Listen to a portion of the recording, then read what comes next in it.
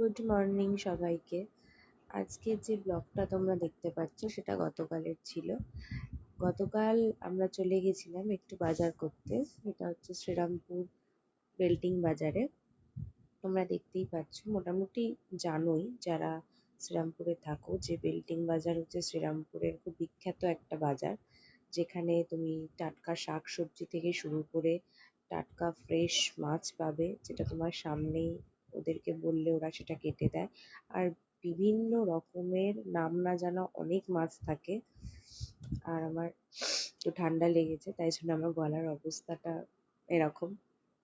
তো অনেক রকম মাছই আছে, সব মাছ সত্যি কথা বলতে আমি জানি না। তা আমি কিনেছিলাম কিছু মাছ, সেটা হচ্ছে ধরো চিংড়ি মাছ কিনেছিলাম।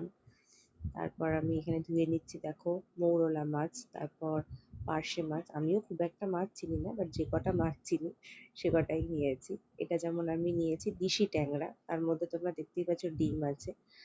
আর পমফ্রেট মাছ নিয়েছিলাম, আর এটা বাটা মাছ নিয়েছিলাম, আর হচ্ছে এটা রুই মাছ নিয়েছিলাম।